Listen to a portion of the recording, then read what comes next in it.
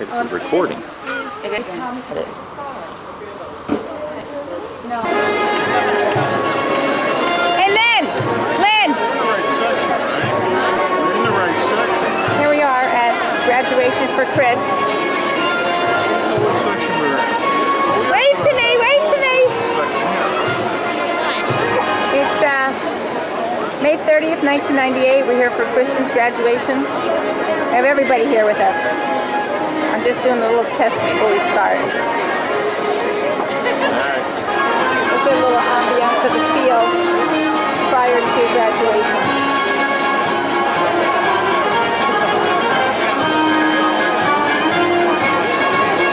Rich want to know who was playing today.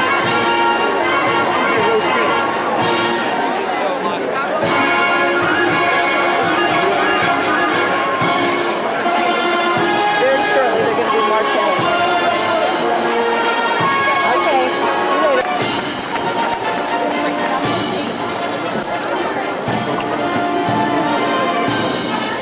Okay, we're just starting to march in.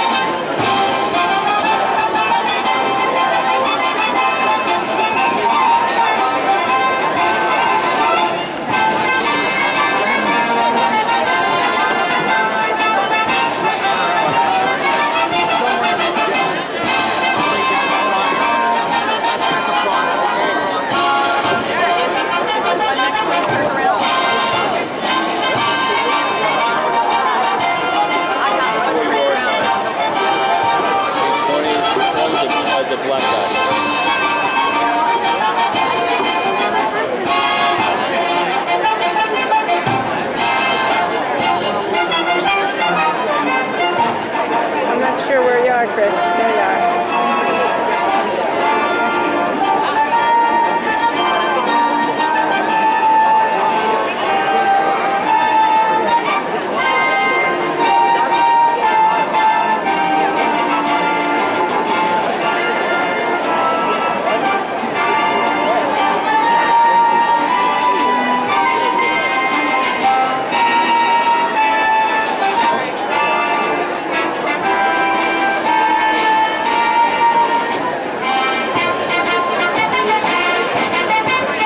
I hope I'm getting Chris.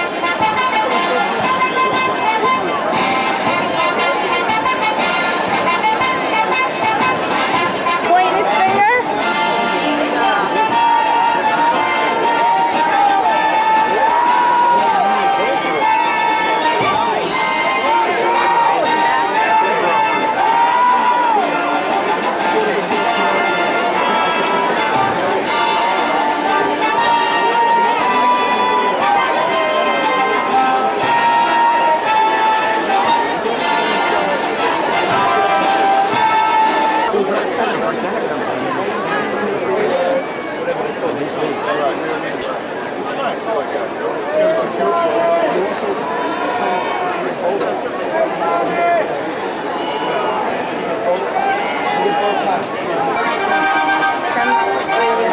Concerts are marching now, getting ready to get started.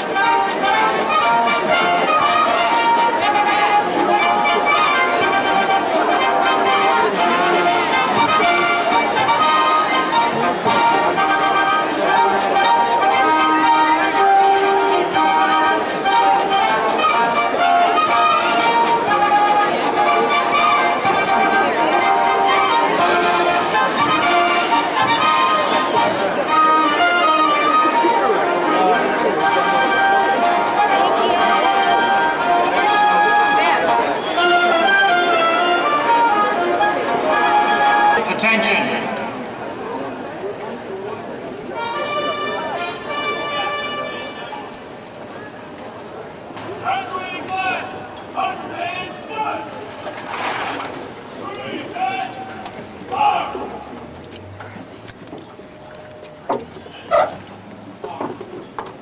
Ladies and gentlemen, the Secretary of Defense, William Cohen, accompanied by the Superintendent, Lieutenant General Daniel W. Chrisman.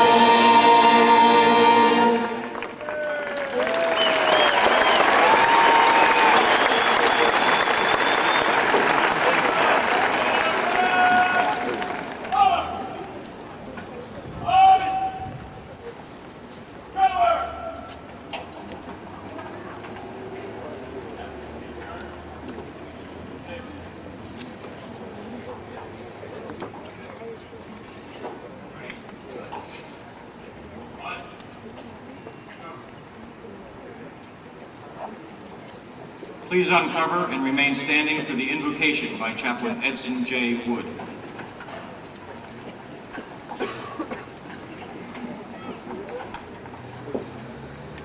Will you bow your heads in prayer? Eternal God of the ages, we turn to you now that this morning's drama has begun. Reach your powerful hand into the lives of these graduates. Touch their hearts with gratitude and pride on this morning of their victory. Let them remember that duty, honor, country is not a way of looking only at certain things, it is a certain way of looking at everything. We pray you make them men and women for whom duty, honor, and country becomes and remains a way of life. Look too on their parents and their families and all their loved ones, and on those too who could not be here today. Reward them for their constant support and for the love they have shown over the years. Gracious Lord, bless this academy and all who are a part of its efforts. May West Point always and forever make this nation proud, as it does today in these graduates. And finally, Father, we speak yet again what has been the constant prayer of our hearts. Bless the United States of America, and bless the class of '98. Amen.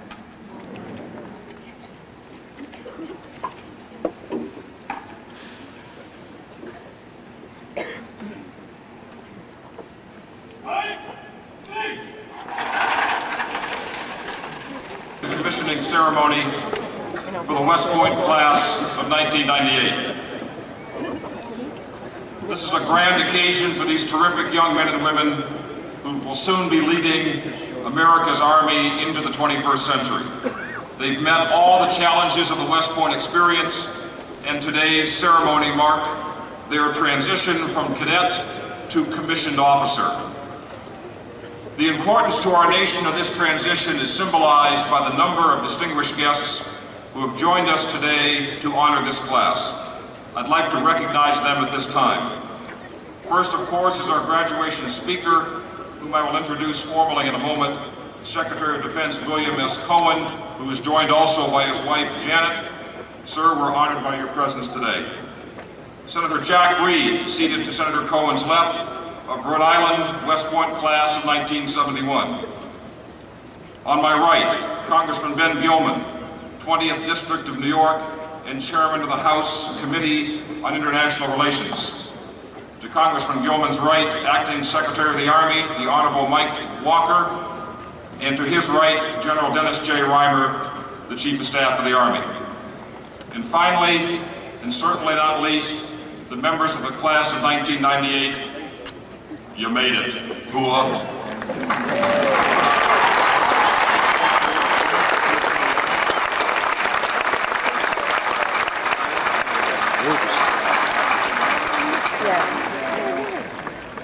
There's not a cloud in the sky. It's a perfect day, except for 3 of your classmates who were stuck for 2 hours in an elevator.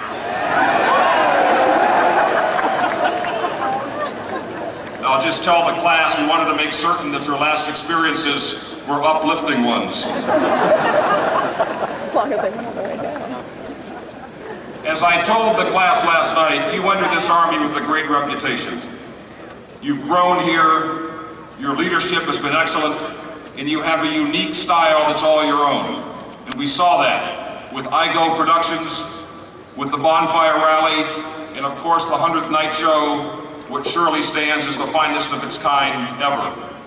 Kirk Brinker has already been singled out last night. Kirk, man, we're still trying to figure out how you do those incredible magic tricks. But the Dean, the Commandant, and I have figured out it's got to be the musical accompaniment that makes it work. Most importantly, class, your leadership of the Corps has been exemplary. You're precisely the kind of leaders which this Army of the 21st century must have.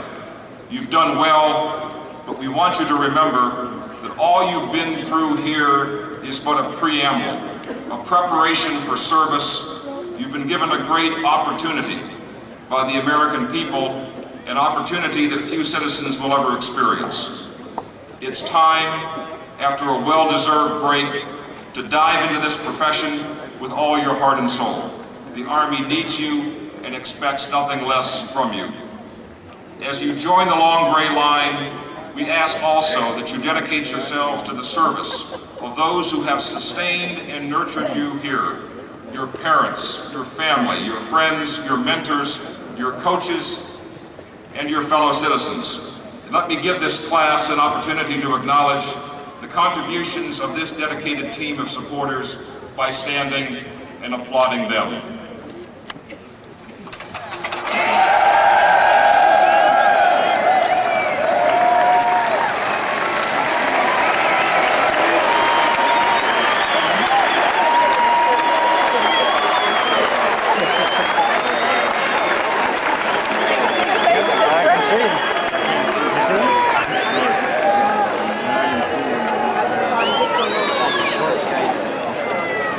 Thanks, class.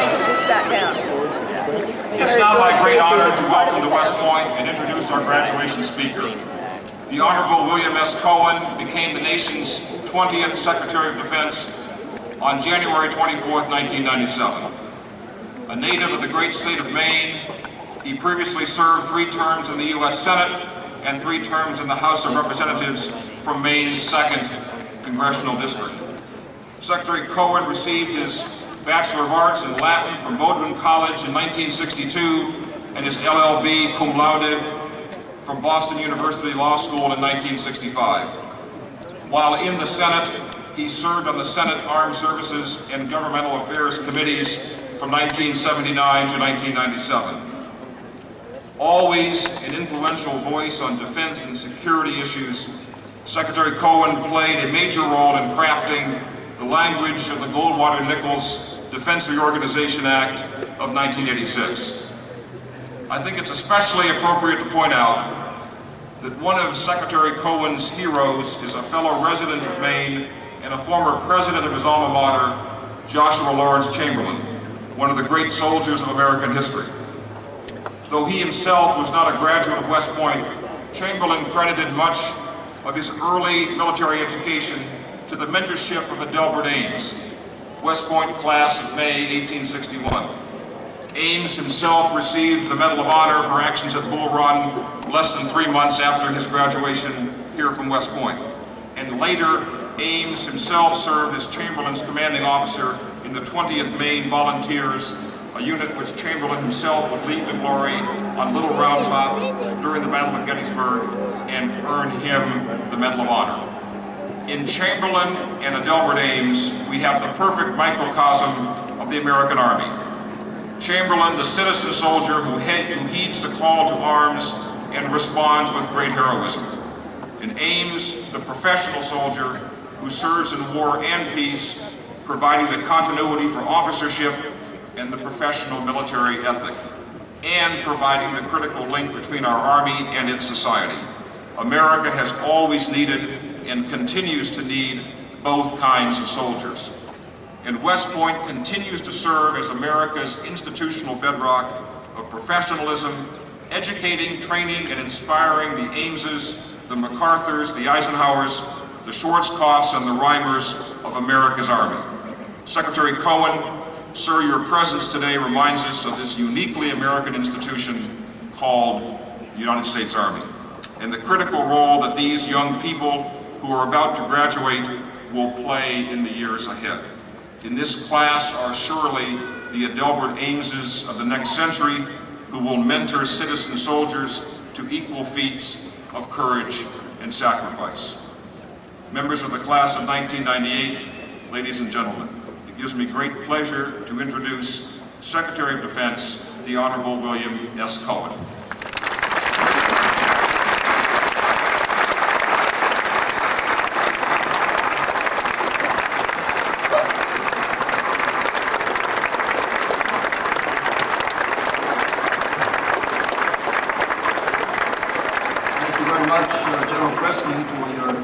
Introduction, and thank you for your words about Joshua Chamberlain, certainly a hero of mine. As soon Senator Reid, Congressman Gilman, Acting Secretary of the Army Mike Walker, General Reimer, Ralph and Anita Leonard, who are with us today from Maine, faculty, families, friends of West Point, honored guests, and of course my wife Janet, whom we call the First Lady of the Pentagon, and most of all, the Corps Cadets, what President Andrew Jackson called the best school in the world. Thank you for the honor that you've given to me by inviting me here to spend a few moments with you on this special occasion in your lives. You've made it a very special one for me as well. You know, Yale University does not have a commencement speaker, but they make a very big thing out of a baccalaureate service. And there is a story about an Episcopal bishop who decided he wanted to give his sermon to the graduating class based upon the wonderful letters found in Yale, Y-A-L-E. He said, youth stands for, Y stands for youth. And he became so vigorous in his presentation, he spoke a full 20 minutes on the subject of youth. A, he said, stands for ambition. He became so ambitious, he spoke another 15 minutes on the subject of ambition. L was for loyalty, that took 20 minutes. Finally, he said, E stands for enthusiasm. And with that, he became so enthusiastic that he spoke for an additional 35 minutes. At the end of his sermon, as he walked down from the podium, he saw a student in the audience who had his head in his hand in a sort of prayerful attitude. He said, my son, I can see that something that I've said has touched you in a very deep and profound way. Could you tell me exactly what thought it was that has moved you so? And the student looked back at him and he said, I'm just sitting here thanking God that I'm not graduating from the Massachusetts Institute of Technology. And I can only tell you that I will promise you I will not base my speech on the many wonderful letters found in the United States Military Academy. And before I begin, let me say that by virtue of the power vested in my office, those who are either marching or confined to quarters for minor indiscretions, you are hereby absolved.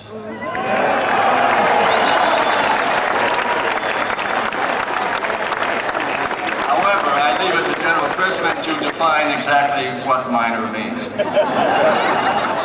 Cadets, when you arrived at this cloister of gray granite 4 years ago, you were already the best of the best. West Point set out to make you better. And by the end of that first disorienting day, there was a different face in the mirror. Your hair was a little shorter, you moved a bit quicker, and you had learned that only 4 responses you would need for a bit of time. Yes, sir, no excuse, sir, and sir, I do not understand. Well, since that day, you've come to understand perhaps more than you realized was possible. You somehow survived Beast Barracks. You learned the value of promptly delivered mail and laundry to the upperclassmen. And perhaps most importantly, you always knew how many days until Army beats the hell out of Navy. And as I look out at this sea of gray, I know that you also now embody what Douglas MacArthur called the cardinal virtues of the soldier. You embody the discipline that's going to enable you to endure the stresses and strains of life's tests. You embody the courage that will lead you to rise above even what you may think yourself capable of. And you embody the loyalty to your country and to each other that will energize you in life's inevitable moments of doubt. These virtues defined you as West Point cadets. They now define you as officers in the United States Army. The world that you have entered has been miniaturized by technology. We've seen vast oceans that have been reduced to mere ponds and the globe to the size of a small ball spinning on the finger of science. Each of you might well echo MacArthur's observation that the world has turned over many times since I took the oath on the plain at West Point. And indeed, the world you left behind just 4 years ago is not the world you're going to lead tomorrow. When you took your oath on the plain, the roar of the Asian tigers echoed across the Pacific, seeming to herald a new era of Asian economic supremacy. Today, many Asian nations are struggling to emerge from beneath a tidal wave of currency crises and financial shocks and political transitions. The year you took your oath, the last Russian troops boarded trains, they left Berlin. And there were some who believed that NATO itself would be confined to the dustbin of history. Today, NATO is reinvigorated. It's reaching out to embrace new members and new missions across Central and Eastern Europe. And from the hills in Bosnia to the hallways in Brussels, NATO and Russia are reaching across old divides to build a partnership that will be strong and enduring. And when you took your oath, the hate mongers in Balkans held the people of Bosnia in their death grips. Today, there are new leaders who are giving hope that all Bosnians can one day live together. There's a new common flag that now flies over Bosnia's government buildings, and more Bosnian families are going home, while more war criminals are going to the International Court at The Hague. The year you took your oath, Saddam Hussein threatened Kuwait by rushing his tanks and troops to the border, and the United States replied with thousands of our own troops, and Saddam backed down. This past fall and winter, Saddam once again challenged the world by trying to cripple the efforts of the international inspectors who are working to prevent him from rebuilding his arsenal of terror. And we, along with our allies and friends, responded by building a formidable force that was ready for action. And once again, Saddam retreated because diplomacy was backed up by strong and credible military power. With that immediate challenge checked, President Clinton last week authorized me to reduce our forces in the Gulf toward pre-crisis levels, although we're going to configure our forces so we retain in the Gulf a much greater firepower capacity than before the crisis, and we can rapidly augment that capability in a moment's notice. But the challenge posed by Iraq is far from over. Under the terms that suspended the Gulf War back in 1991, Iraq agreed to eliminate its programs to build nuclear, chemical, and biological weapons and the missiles to deliver them. And the United Nations established a team of international inspectors who would verify whether Iraq was going to live up to its obligations. And despite Iraq's 7-year effort to evade its obligations, the inspectors have found and destroyed much of Iraq's arsenal, while documenting systematic Iraqi lies and fabrications about its unconventional weapons programs. Earlier this year, Iraq asked inspectors to review their compliance with these council resolutions, but the teams, which included Russians and Chinese scientists, found that Iraqi deception continues. They found that Iraq had provided no credible evidence that had ended its biological weapons programs, that they still may retain their missile warheads and the supplies to produce as much as 200 tons of VX, a chemical nerve agent, a single drop of which on your finger can kill you within a matter of minutes. On Wednesday, the United Nations inspectors are going to brief the UN Security Council on what they know and do not know about Iraq's weapons of mass destruction. Ambassador Richard Butler, who leads the inspection effort, is going to lay out for the Council what Iraq must do before the inspectors can certify that Iraq has measured up to its responsibilities. And this raises a critically important point. It is not the responsibility of UN inspectors to find biologically or chemically tipped needles in Iraqi haystacks that are scattered across 178,000 square mile landmass. Under the UN Security Council resolution, it is Iraq's responsibility to provide convincing evidence that it has fulfilled its obligations. And the world is depending upon the UN inspectors to verify that it's done so. Recent nuclear explosions detonated by India and Pakistan have stunned the world over. And it's called, in my mind at least, Churchill's words, where he said many years ago that we can return to the Stone Age on the gleaming wings of science just as easily as we can glide into the mysteries of the next century. But these explosions have served as a powerful reminder that we cannot relax or diminish our efforts to control the spread of weapons of mass destruction. And nor can the world community afford to keep proclaiming the need to deny Saddam an arsenal of poisons as if it were a mantra, only to allow the passion for profit to subordinate the Gulf and ultimately global security. If the UN Security Council is to maintain credibility in its stated goals and resolutions, it must support the UN inspectors, both in next week's meeting in New York and in their day-to-day efforts to force Iraq to fully comply with its obligations. Because for each weapon these inspectors eliminate today, it's a weapon that our soldiers and our citizens will not face tomorrow. And I mention this today on this day of celebration because it's important to be mindful of the kind of challenges that you and we are going to face, and that we measure up to them with courage and conviction. Cadets, you are leaving a world defined by tradition, stability, and order. You're about to enter a world defined by transition, instability, and disorder. It's a world of some startling new dangers, of rising ethnic conflicts, of regional aggressors, of asymmetrical threats, of cyber terrorists who would send their poison arrows at our databases or financial markets, our banking system, or space-based communications. But it's also a world of momentous opportunity with booming markets and breathtaking technologies and brave new democracies. And so we stand at a pivot point in history. We can seize these new opportunities and avoid the dangers, or we can avoid the opportunities and be seized by the dangers. I find it somewhat ironic that the very moment when our ideas and our ideals are invigorating the world, that the dark wings of self-doubt still flutter about our shoulders.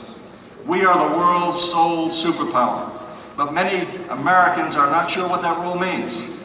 They're not sure what burdens and responsibilities go with it, or whether we should still bear those burdens. And for answers to those questions, they need to look no further than West Point, to what General George Patton called this holy place. The plaques and the portraits that line these walls, the monuments and memorials that rise from these grounds, the names engraved in stone, they are all hallowed reminders. When America ignores the problems of the world brings its problems to the doorstep of America. There should be no doubt about it. The world that we envision, a world with more security, more democracy, more freedom, is impossible without America's active leadership. And cadets, American leadership is impossible without you. During the American Revolution, when the hopes of a people hinged on strategic West Point, General Washington declared this to be the key to the continent. Well, today, America's hopes for the future still hinge on West Point. You are the key to our country's future. You foresaw this when you selected your class motto, duty will not wait. So in the coming months and years, you're going to wear what President John Kennedy called the greenest garlands of courage to the far-flung corners of the earth. For you, the long gray line may thread its way through a Patriot missile battery in the windswept sands of the Middle East. The long gray line may weave through the streets of Bosnia, or it may wind along the rough hills of Korea, where you will stand guard along the DMZ. But here on the Hudson, where the line begins, I am certain that America's future is in the hands of the nation's best and brightest. You are the pride of our nation, and you are the envy of the world. And being here among you on this special day is one of my highest honors as Secretary of Defense. Members of the class of '98, the nation has invested much in you, just as you have invested a great deal in yourselves. America's reward is possessing the greatest military in the world. Your reward is the right to call yourself an officer in the United States Army. In this Army, your future is going to prove as infinitely rich as the universe itself. You're going to go places and see things and face challenges and learn skills and savor experiences that exceed even your three-dimensional dreams. It's a great privilege, but it's an awesome responsibility. You must take care of people and their families. You must think and act and lead in the face of danger. To serve as America's guardians, you must uphold the very highest standards of conduct in the world: character, integrity, excellence, service, and teamwork. You must treat every man and woman with dignity and respect, every man and woman. And you will be held to these standards because you are, in the eyes of the nation, the world will be upon you. You are more than warriors. You're ambassadors. You're ambassadors of this country, and you will spread our values and virtues wherever duty takes you. We've worked hard to build a military based upon the values of mutual respect and dignity and cooperation. Not because we're social engineers or determined to be politically correct, but because these values are essential for the teamwork that is central to the military effectiveness of our country. You must live with these values every day in every aspect of your life in the military, on duty, and off. And I know that there are some who now write and suggest that the military is somehow preaching Victorian values, and that our standards are unrealistic or maybe even undesirable when contrasted with contemporary mores. I disagree. I believe the reason our military is the best in the world is because we refuse to accept the least. Justice Benjamin Cardozo had occasion to address this question of standards and the law demands of trustees and fiduciaries. He said the standard is higher than the morals of the marketplace, that trustees must possess and practice the punctilio and honor of the most sensitive. You are the nation's fiduciaries of freedom, and we entrust to you the heartbeat of our nation, the security of our citizens, and we demand far more of you than any others in our society. And that has been the history of America's military, and it must be your legacy as well. In his book, Citizen Soldier, Stephen Ambrose talks about the brave souls of World War II, upon whose shoulders our troops stand today. And he wrote that at the core, the citizen soldier of the United States knew the difference between right and wrong, and and he was unwilling to live in a world where wrong triumphed. And so he fought and he won, and all of us in this day and those who are yet to be born are eternally grateful. Cadets, you are America's citizen soldiers today, and you still represent America's refusal to live in a world where wrong triumphs. So as you take one last walk past Battle Monument, as you stand at the cannons for the last time and watch the sun set from Trophy Point, no matter where the long gray line takes you, know that America profoundly appreciates your sense of duty, your sense of honor, and your deep love of country. Know that we are proud of you, of who you are and who you're going to become. And know that we are eternally grateful for your service and your sacrifice. God bless the class of 1998.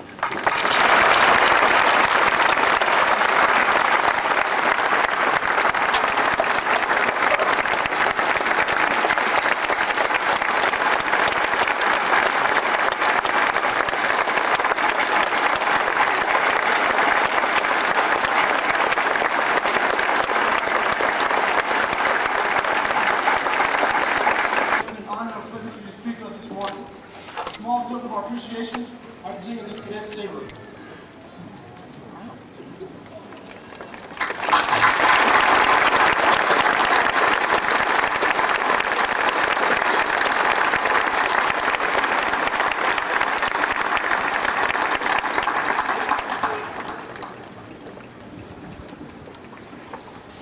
Thank you, Mr. Secretary. Ladies and gentlemen, please remain standing and uncovered for the singing of the corps.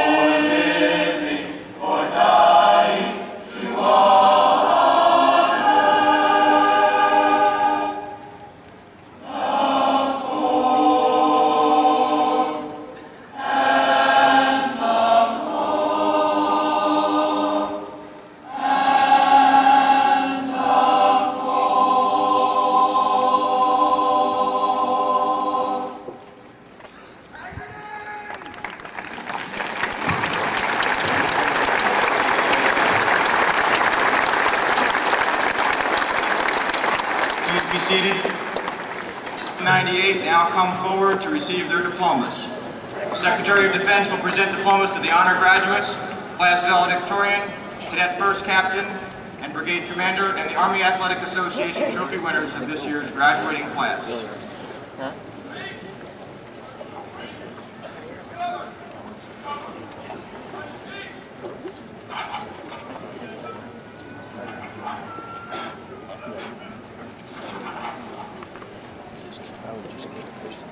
Get this here, Christians.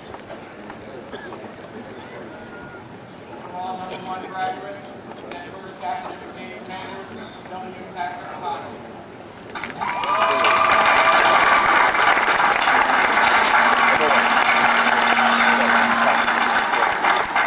Stephen M. Haley.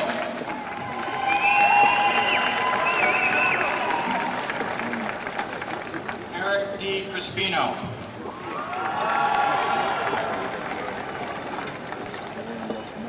Jason A. Porter.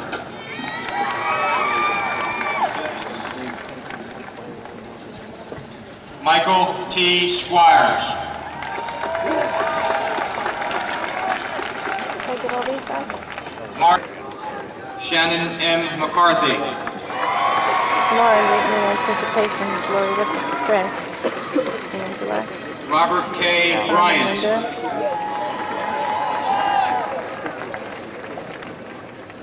Daniel M. Jackson. Richard G. Denava. Way to go, Rich! Way to go, Rich! Edward F. Nelson. Shannon M. Boyce. Sally D. Harrington.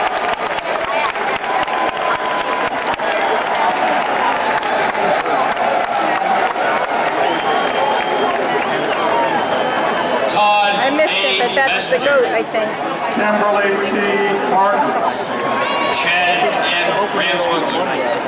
Catherine K. Miller. Allison D. Saunders. Zachary F. Miller. Paul A. Schaefer. Brian C. Coleman. Michael E. Schaus. Juan Carlos F. Root. Nicholas Okay, as the graduates are being Stankovich. called, all the Scott kids are lining R. up for the Spurrier. hat toss.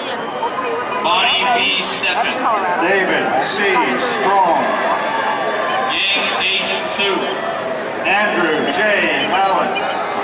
Jason M. Todd. Charles B. Warren Jr. Usja. William Chris, D. anxiously Edwards waiting. II. Ryan P. Hare. Reuben B. Felke.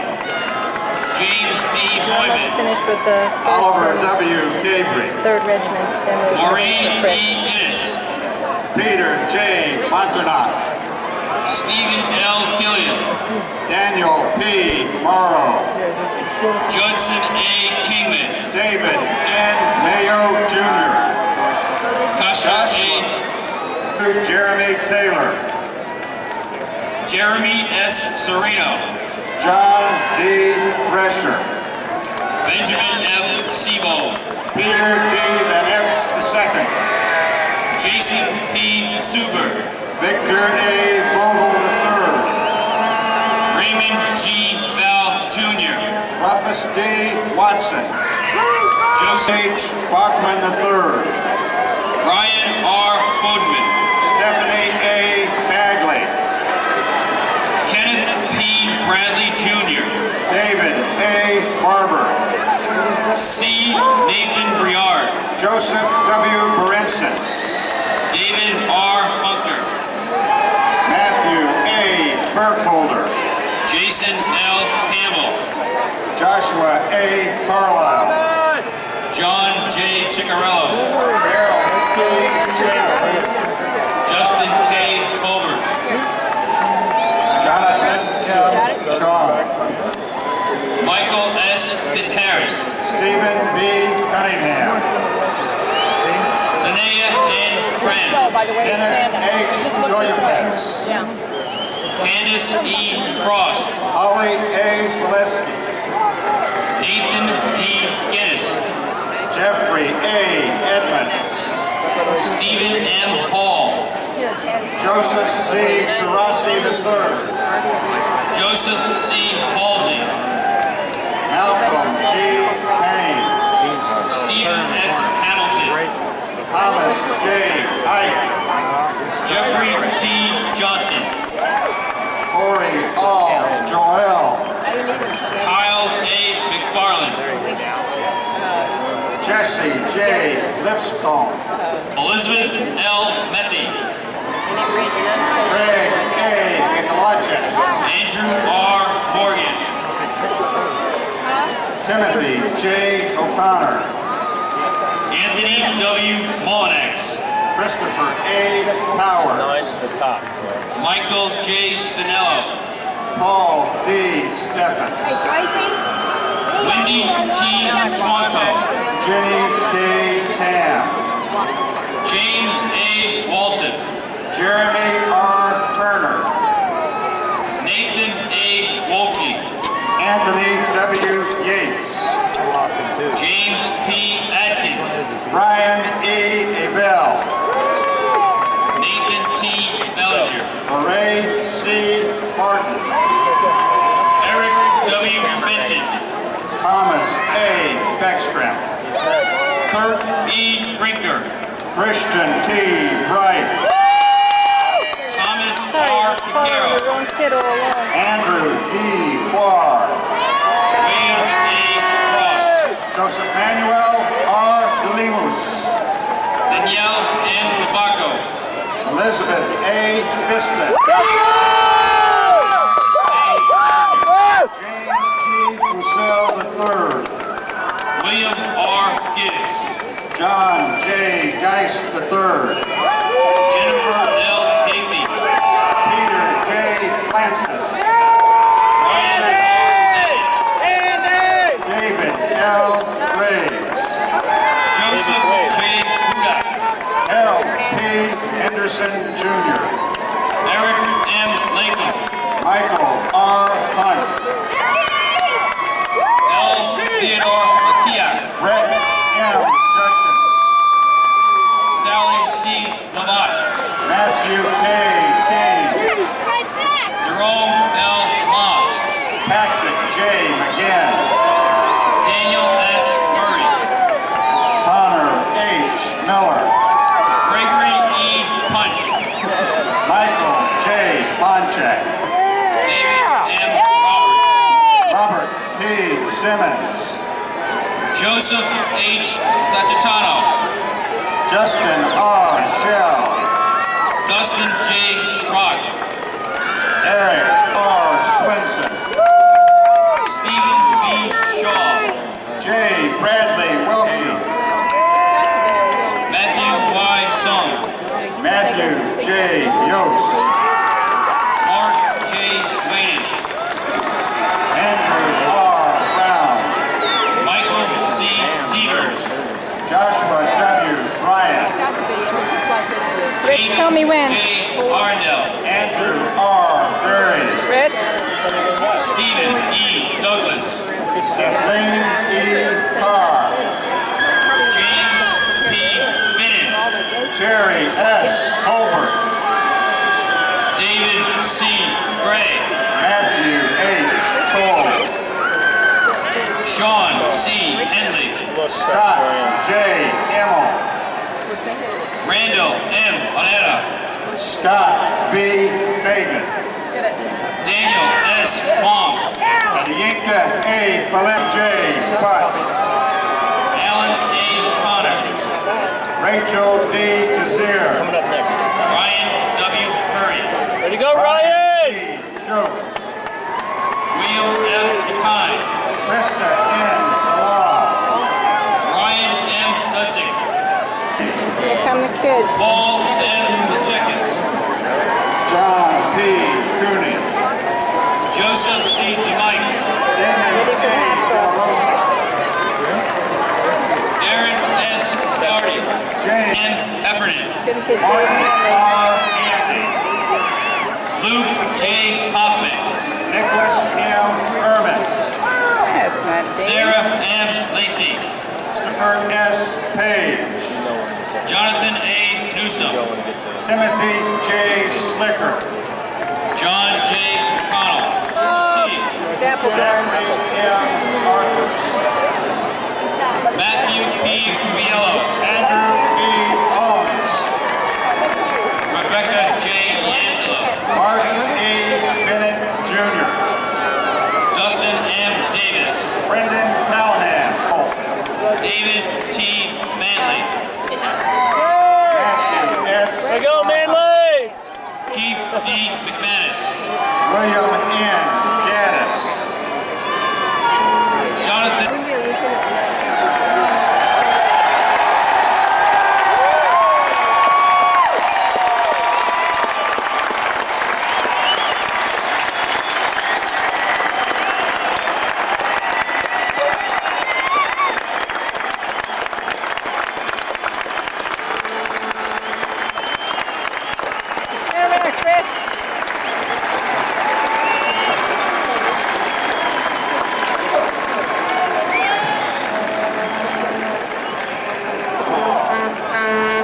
gentlemen, please rise, remain uncovered, and join the combined choirs in singing the alma mater.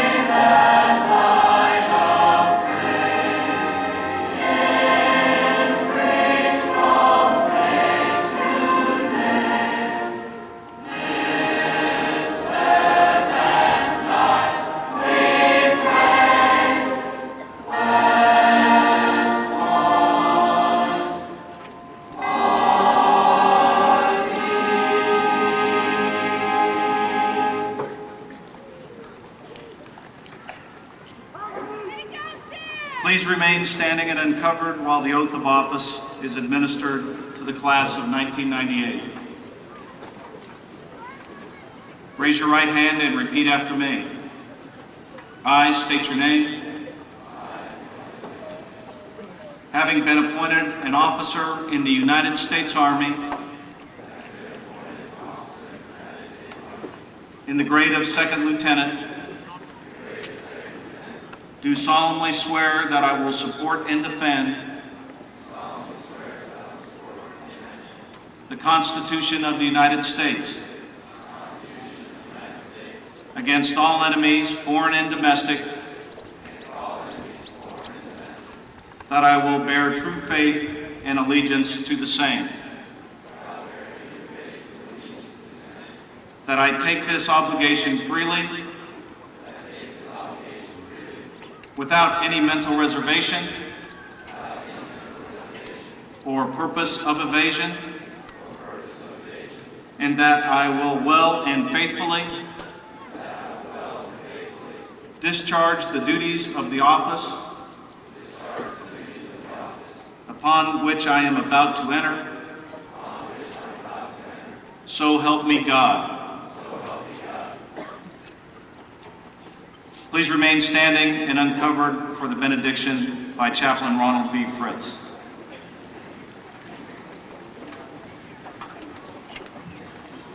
Please join me in prayer. God of all generations, we thank you for our past and for the leaders who lived, fought, and died to establish our freedom. Thank you for our present and the capable men and women who guide us now.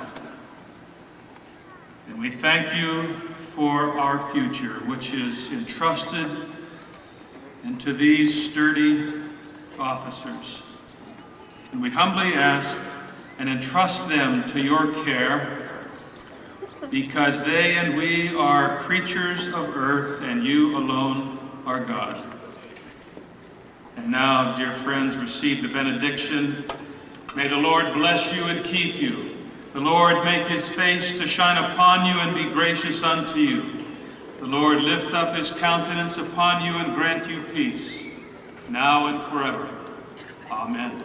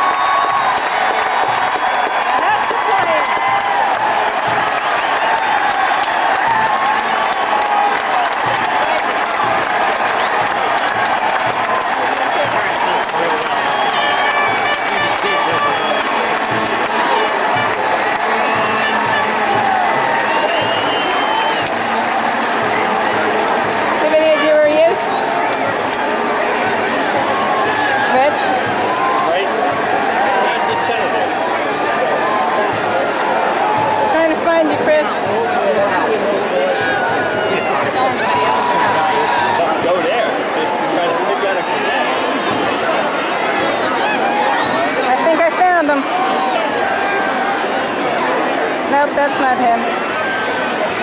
God, they all look alike.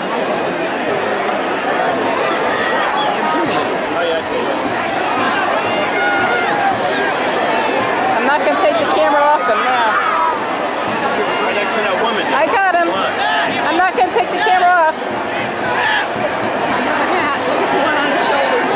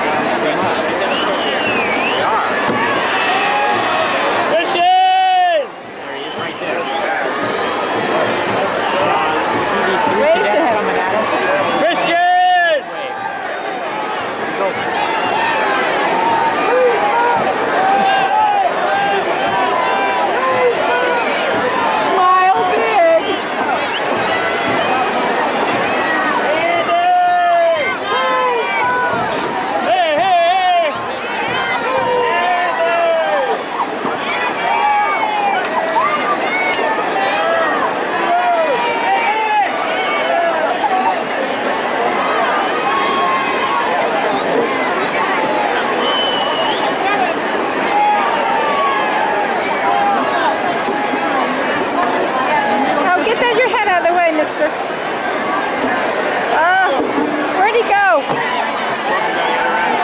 Where'd he go?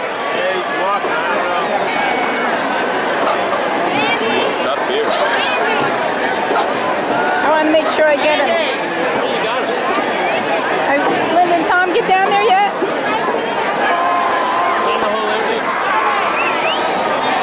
I can't lose him.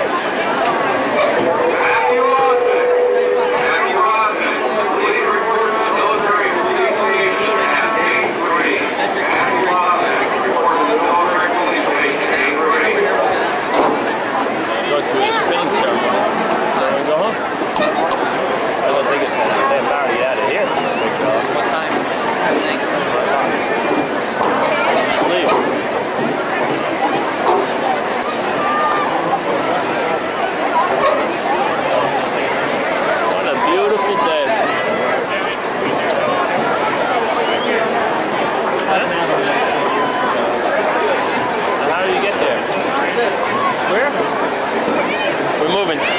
Father, Brian. Get the kids. Where are Okay. you going to go? You're going to go to the goalpost? Okay, we'll work our way down there. Making sure Chris gets all his hugs in, and then I can shut the camera down and go get a hug myself. Going to work our way down there. Laura? Way to go, Christian. Congratulations. Okay, we're coming down. Go hugging. Hugging, kissing. Wonder if you'll be doing that in Missouri.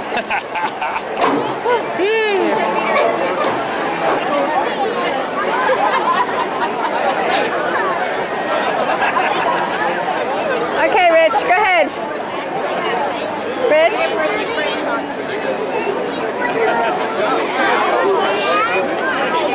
Morning. How you doing, Mike?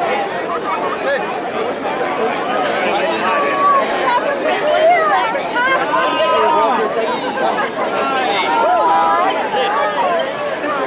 Hi, Laura. Hi, Judy.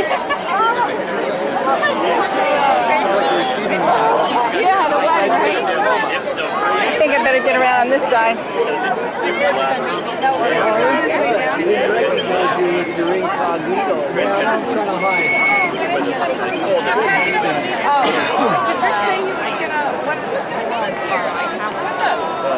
You go in my bag and get my camera. No matter where I go. I'm going to take a picture of you two with the press. Sorry, miss. This way.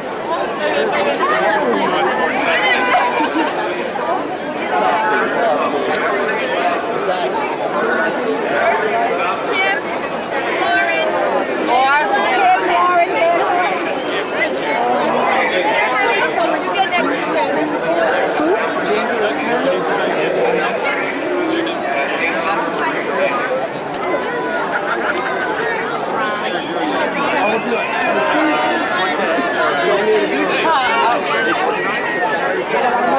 I know. Get out of your way if you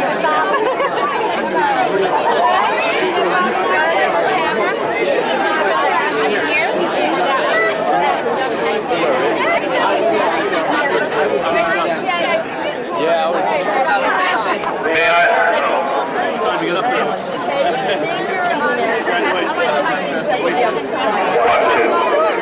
I have your attention, please? Will the parents of Diana Mass, please report to the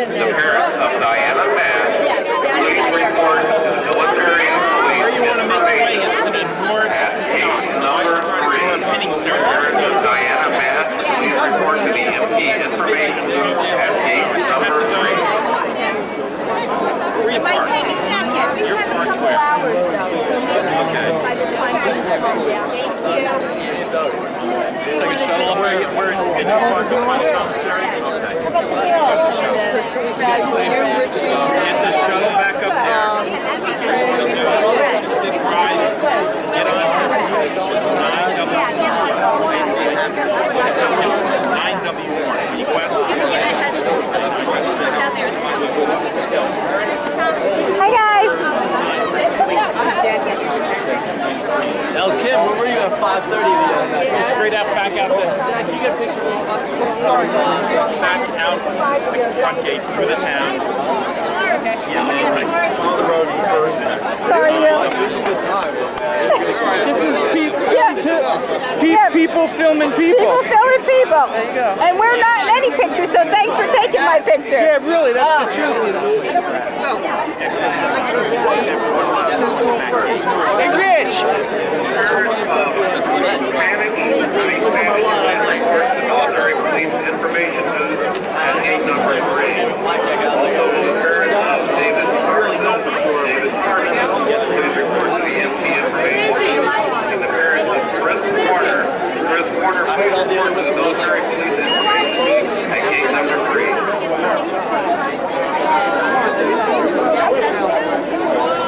Go ahead, Brian. Get in there with me. Go ahead.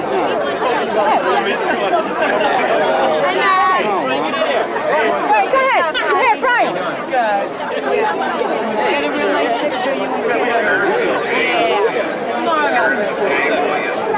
Report to the military police information. Open the front.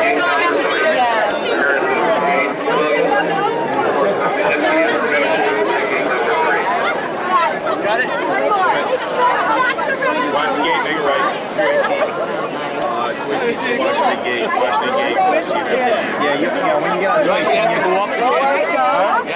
Basically, just circling around and coming in the back door. That's the same gate that we would come in on the bus. Eisenhower Hall. That's where we want to go. Yeah. Eisenhower Hall. No, I saw your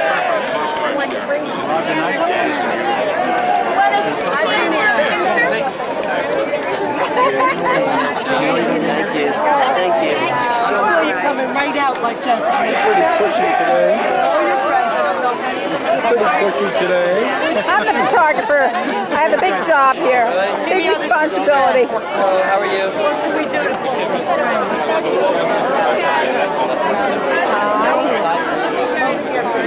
Under the bleachers and around the sides, all right? And under the bleachers, me and you, all right? Where's Daddy? We'll be back. Where's she going? Oh, it's Matt. Hey, let me zoom in on you, babe. Don't know, you know.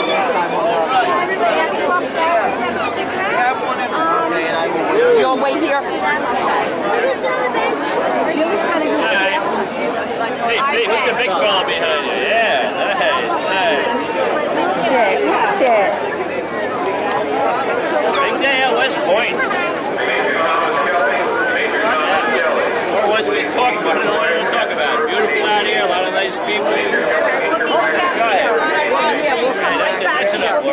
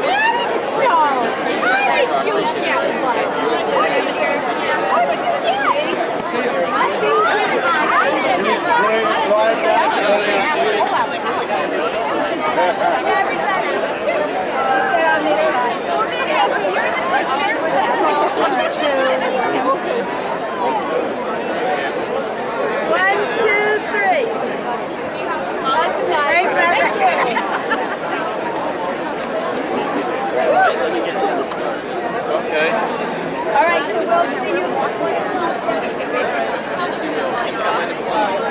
Okay. Can we hold on to my diploma for me? I'm just going to make sure it says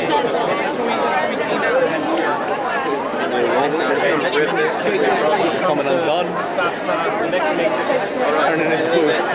Turning into a uneventful evening over here. Alright, we're on the move. Okay. Congratulations. Thank you. Good job. Yeah. It gets worse. I have to get this little bit out It wasn't for me.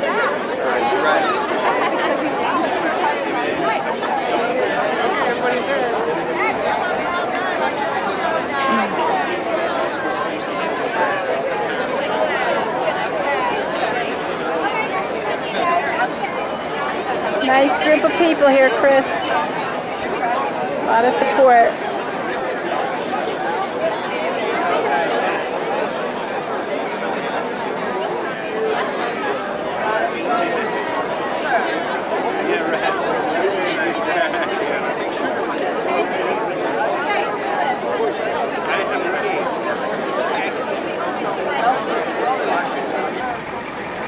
Okay. We're taking a video of everybody sitting, resting, and eating.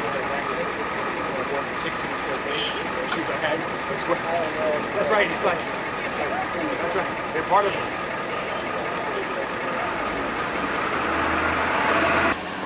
Gonna zoom in on the guests. First time for the Marzulas here at West Point. You don't have the age. My Leslie said we don't. Not me. Yes, sir. Smooth though, Will. That's a smooth way to try to get it off. You know what I mean? Well, by the time a couple days go, it's fine. Right, it's a week.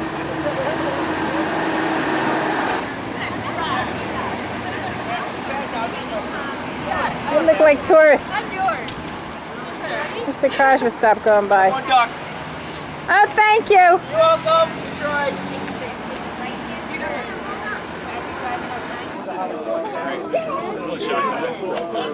Okay, now we're down at the,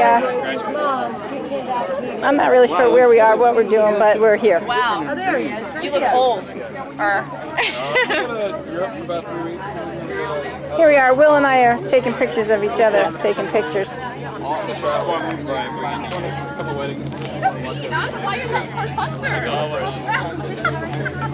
Just stand in the area here. Like, wait, we go to their house all the time. We see her all the time. Hey.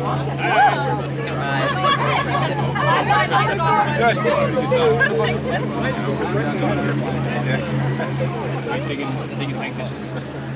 Hey. How are you? Hey, how are you? Fine, thank you. Where's your family? I told them 1:30. I thought it would take a longer now process. Chris said that probably like 1:30 is at the morning. What?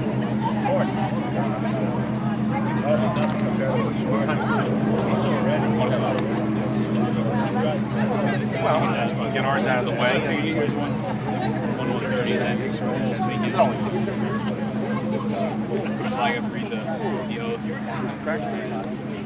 Today was the last day. Today was the last day. Actually, I don't have that. Actually, I don't have any coming down anymore. A lot of my grandparents left because it was so hot. They just couldn't. I'm gonna wait for Captain your closing. Thank you. You're welcome. Oops, sorry. I don't remember all the area.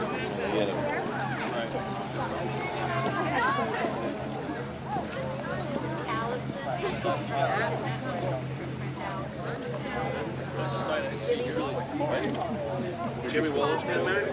Good.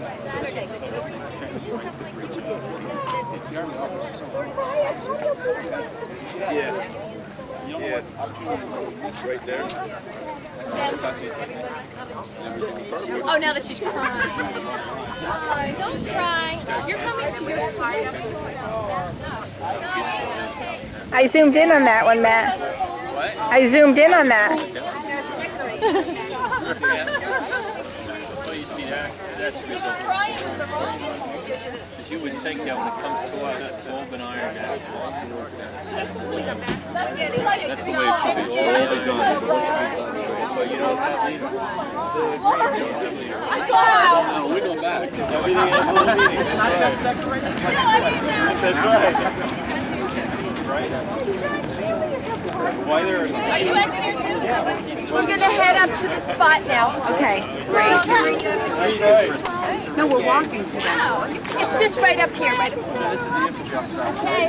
We need infantrymen too. Occasionally we need it. Should we head up? Let's go.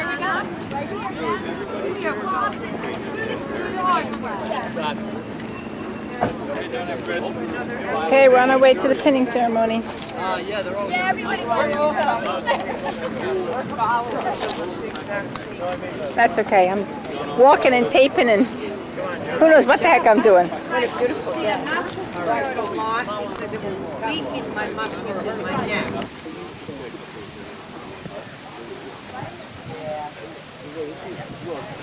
You can start rolling any time you want.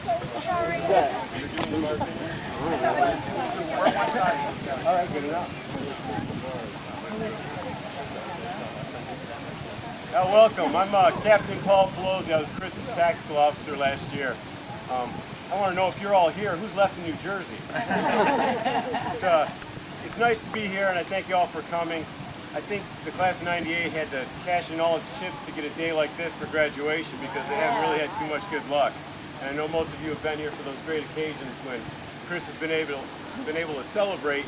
And now this is probably the greatest accomplishment he can say he's had at West Point. It's a big accomplishment for him, and I know that he'll remember this day for the rest of his life. Not only the weather, but the experience of being in the Army, graduating from West Point, being an engineer. Those are all great things.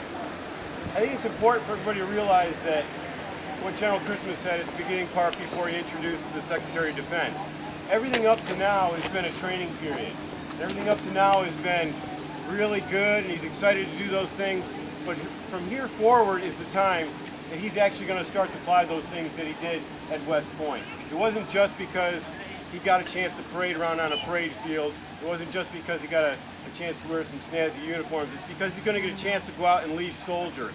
And that's really what he's been striving to do. And not only that, he's going to get a chance to lead engineer soldiers.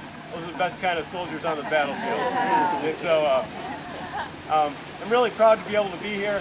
If there was one place I could be on the place of the planet Earth right now, it would be having this opportunity with Eric and Chris and being able to celebrate this with them, because this is really an important special event. I know that he would not be here right now if it weren't for two special people in his life, and those are his mom and dad. Why don't you just come up here and do that? I'm absolutely sure that he would not be the man he is today, wouldn't be able to do the things he's done today if it weren't for the perseverance, the loving kindness, the attention, the time that they've spent with him and made him the man he is today. So really he owes everything he is to them. And so we'd like to say thank you very much.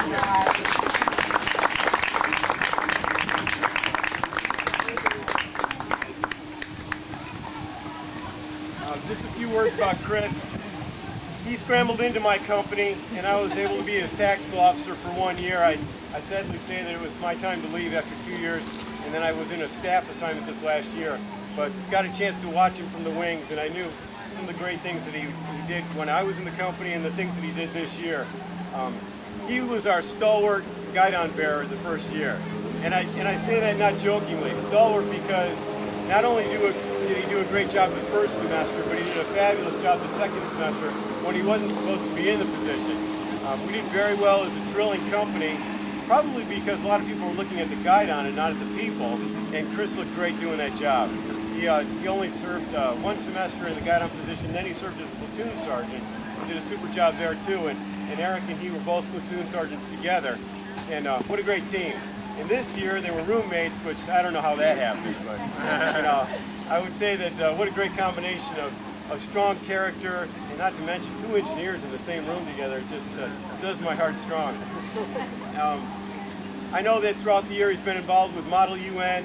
He's done a lot of great things, but I would tell you, Chris didn't have an easy time when it came to academics. It was a little tough for him, especially in the beginning. And what I salute the most about this guy is that he kept pressing on. He didn't give up, he pushed on, he charged on hard, and he made a difference where he could. Now, not everybody has a strength in academics, not everybody has a strength in the military area. I would tell you where his strength is going to be is in his attitude. He's going to go out, and I know anybody who meets this guy, whether it be a soldier, a superior, or a fellow officer, will know that Chris Bright is a person who pushes on, who does his very best, who cares about what he does, and really has a genuine kindled spirit inside his heart. And that really is what drew me to this man, and it gave me an understanding of what a great officer he's going to be as a lieutenant. Now, when somebody down the road says, hey, did you hear something about Lieutenant Bright, what kind of fabulous things he's done, I'm just going to nod my head with zero surprise and say, yes, I expected those things, because that's the kind of officer he is. But I'll be proud for him, and I'll know that he's doing super things, whether it's at Fort Bragg or anywhere else in the Army, that we're going to be able to see him on CNN. Well, why don't we get ready to do this? And, you can stand over on this side. Over on this side. You raise your, we're going to re-administer his oath that he did in graduation, so that everybody gets a chance to hear the words that he had to recite at that period. Raise your right hand and repeat after me. I, state your full name. I, Christian Thomas Bright, do solemnly swear that I will support and defend the Constitution of the United States against all enemies, foreign and domestic, and I will bear true faith and allegiance to the same. And I will bear true faith and allegiance to the same. That I take this obligation freely. Without any mental reservation. Or purpose of evasion. And that I will well and faithfully. Discharge the duties. Of the office I am about to enter. So help me God. That's it. In the bar.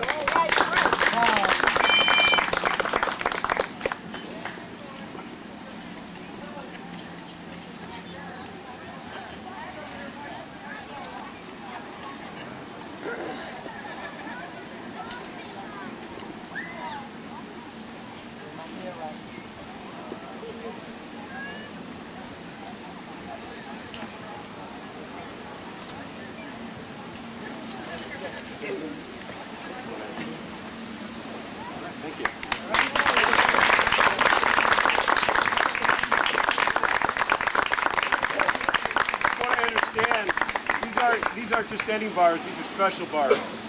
These bars Mr. Parcells gave me right before I came into the academy with a little note telling me that these were the bars he wore in his uniform, so I treasured them for 4 years. Also, these jump wings Mr. Parcells gave me right before I went to airborne school. I kept them on my BDUs. On my second jump, I broke my foot and I had a chance of getting kicked out. Well, because Mr. Parcells, his wings are on my chest, I couldn't leave and not have these pinned on, so I pushed on.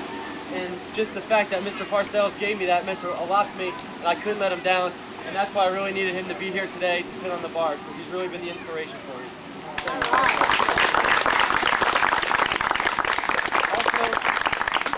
Also, I just want to thank y'all for coming here today. Aunt Pat was just talking before, and she said it was a great achievement, but I said, you know, anybody can really do this if they had the friends and family that I have. And I really appreciate all the support I've had. Through the tough times, you're always there, always pushing me, and that was just enough, just what I needed to get me through all the hard times, and I really appreciate it. Thank you all.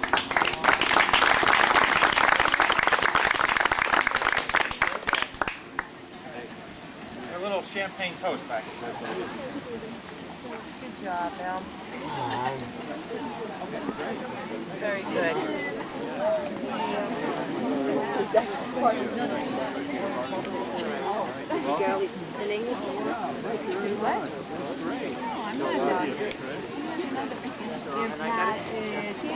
Right here.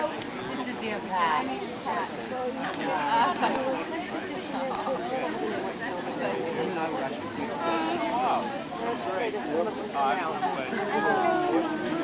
Or even my picture.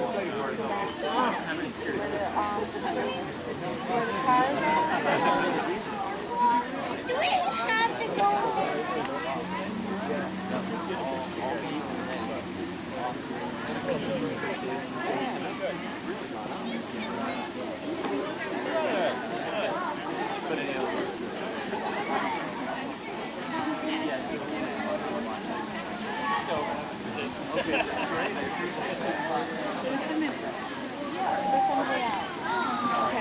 That's when we're in the car.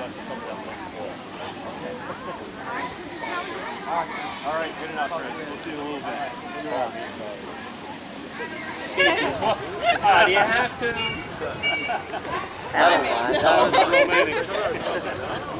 We have the Thomasey documenting. We have Shader in the sun. Come over to the sun. I'm getting paid big bucks for this film. Fred Parcells is taking a billion pictures. He's just filming over here. All right.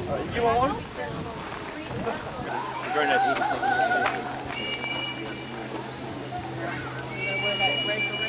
I will. Okay. He's a sophomore in college. Do you? Always had it. I don't think it's right. Let's turn around.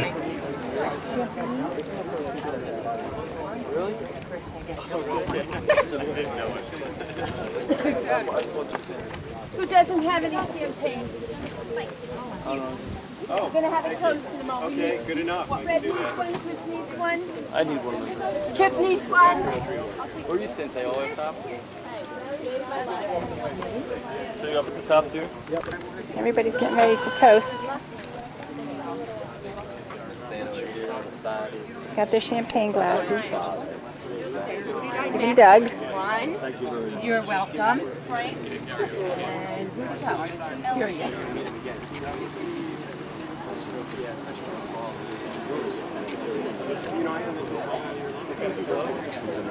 LD's holding champagne.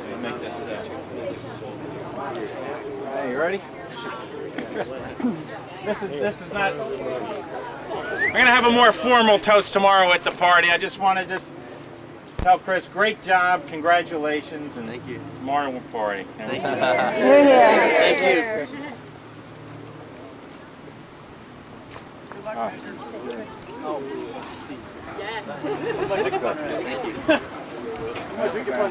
That bar on straight.